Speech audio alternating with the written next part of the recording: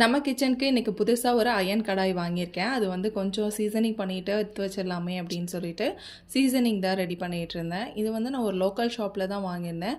ரொம்பவே சூப்பராக இருந்துச்சு. ஆனால் செம்ம வெயிட்டு கூட. இன்றைக்கி ஒரு டிஃப்ரெண்ட்டான பிரேக்ஃபாஸ்ட் பண்ணலாம் அப்படின்னு சொல்லிட்டு தான் ரெடி பண்ணிகிட்ருந்தேன். எப்போவும் இட்லி, தோசை, பொங்கல், பூரி இப்படி தான் ரெடி பண்ணிகிட்ருப்போம். இன்றைக்கி கொஞ்சம் டிஃப்ரெண்ட்டாக இருக்கட்டுமே அப்படின்னு சொல்லிட்டு பிரெட் டோஸ்ட்டும் அது கூட கொஞ்சமாக வந்து பன்னீர் பூர்ஜிக்கு தான் ரெடி பண்ணிகிட்ருந்தேன். வீட்டிலே எடுத்த பன்னீர் கொஞ்சம் இருந்தது. அதனால் அதை வச்சு எப்படி பன்னீர் பூர்ஜி ரெடி பண்ணிவிட்டு அதுக்கப்புறம் ப்ரெட்டை மட்டும் டோஸ்ட் பண்ணிக்கிட்டேன். நல்லா பட்டர் போட்டு கொஞ்சமாக ப்ரெட்டை டோஸ்ட் பண்ணி எடுத்துகிட்டு அது கூடவே வந்து ஒரு ஆம்லேட்டும் போட்டுக்கிட்டேன். ஆம்லேட் போட்டுட்டு அதுக்கப்புறம் வந்து நம்ம செஞ்ச பன்னீர் பூர்ஜி, அதுக்கப்புறம் கொஞ்சமாக ஜாமு.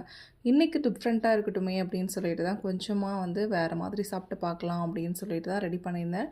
ஆனால் இந்த பிரேக்ஃபாஸ்ட்டு கொஞ்சம் லைட்டாகவே தான் இருந்துச்சு. ஆனால் வந்து வயிறு ஃபுல்லாகிடுச்சு. அவ்வளோதான், நம்மளோட பிரேக்ஃபாஸ்ட் ரெடி ஆகிடுச்சு. உங்களுக்கு இந்த பிரேக்ஃபாஸ்ட் பிடிச்சுன்னா மறக்காமல் ட்ரை பண்ணி பாருங்கள்.